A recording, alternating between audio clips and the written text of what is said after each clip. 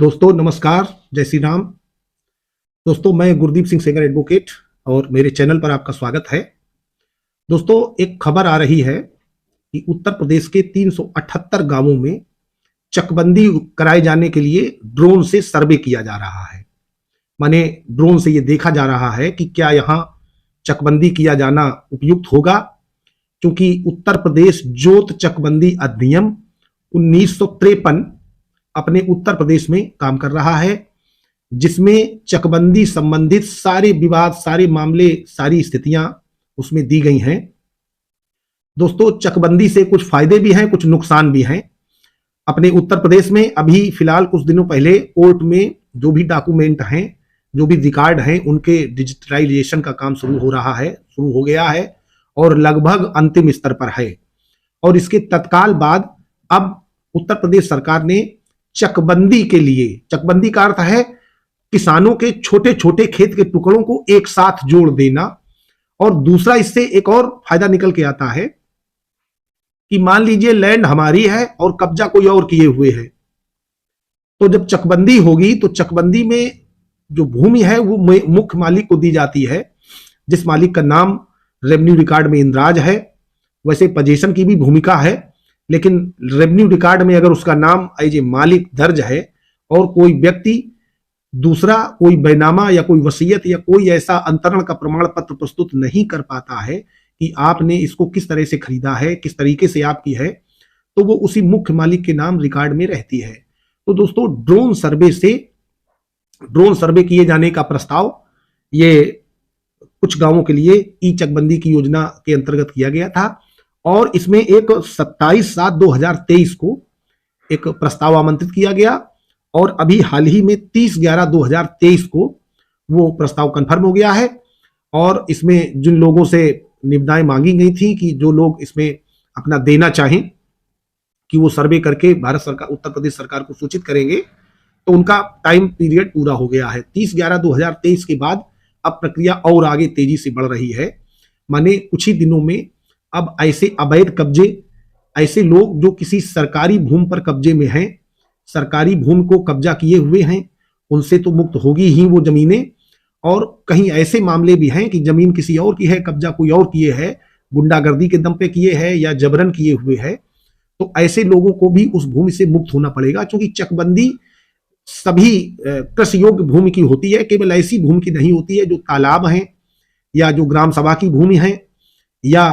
कोई बहुत ऊंचा पहाड़ जैसा है, टीला है, वो कुछ चीजें चकबंदी से निकाल दी जाती हैं। बाकी सभी नंबरान की चकबंदी होती है और चकबंदी होने के पहले उस गांव की समस्त भूमि की नाप की जाती है कि टोटल जमीन कितनी है, और उस जमीन की नाप करके उसके जो रेवेन्यू रिकॉर्ड है उससे टैली किया जाता है कि कितना दोनों में अंतर है। उस अंतर वाली लैंड को भी चकबंदी अधिकारी, क्योंकि उनको बंदोबस्त करने का पूरा अधिकार होता है, वो पार्टीशन कर सकते हैं, पार्टीशन करते हैं, कब्जे के आधार पर भी लोगों को देते हैं। वो लोगों को सुनते हैं कि आपकी जो लैंड है उस लैंड पर आपका अधिकार कैसे निहित हो रहा है, और ये सब सुनने के बाद वो खाते बनाते हैं और खातों में उन कृषि भूमि के गाटा नंबर भी चेंज हो जाते हैं। सबसे पहले वो पूरे गांव की जो भी जमीन होती है उसको उसकी वैल्यू आना में निकाल देते हैं, कितने आना हो गई या इतने रुपए इतने पैसे हो गई, और बाद में मालियत के आधार पर, चूंकि वहीं पे कंफर्मेशन होता है कि किस जमीन की मालियत कितनी होगी, और उस मालियत के आधार पर आगे के लोगों को जमीनें दे दी जाती हैं। किसी को सड़क के किनारे मिलती है, किसी को फिर उसमें आपत्तियां भी होती हैं, कोई व्यक्ति आपत्ति दर्ज करा सकता है कि मुझे यहाँ नहीं वहां चाहिए।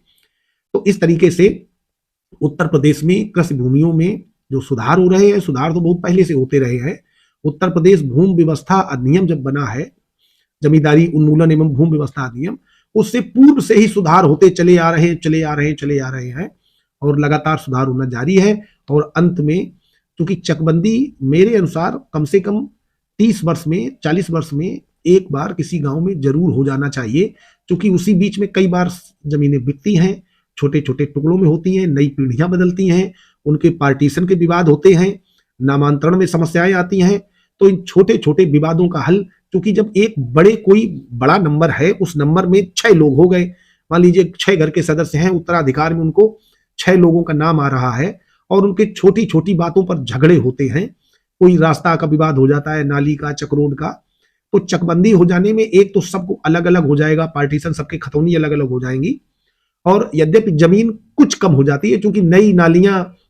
नए चकमार्ग बनाने होते हैं, लेकिन फिर भी चाहे जगह भले ही थोड़ी एक आध विश्वासी कम हो जाए, लेकिन कम से कम खेतों के पास जाने की रास्ता ठीक हो जाए और खेतों में बंटवारे का या झगड़े का मामला न बने, और किसी तरीके के अगर कोई अवैध कब्जे हैं, सरकारी लैंड को लोगों ने कब्जा कर लिया है, तो वो उनसे मुक्त हो जाए। अब इस चकबंदी में अगर ये हो जाती है तो सबसे महत्वपूर्ण भूमिका तो होगी अवैध कब्जेदारों की। जिन लोगों ने सरकारी लैंड पर अवैध कब्जा कर लिया है वो तो, उनको तो कब्जा मुक्त हो ही जाना है। अभी चूंकि गांव में आपस में एक दूसरे की बुराई के डर से कोई शिकायत नहीं करता है, लेकिन जब चकबंदी अधिकारी पहुंचेंगे, 378 गांव काफी हैं, और इस तरीके से अगर योजना फलीभूत होती है तो आगे और भी गांवों में चकबंदी के आसार नजर आएंगे। दोस्तों, मुझे जानकारी ठीक लगी, आप लोगों के लिए आगे भविष्य का संकेत है कि आपके यहाँ भी चकबंदी की योजना आ सकती है। तो सावधान रहें और अपना काम आगे बढ़ाएं।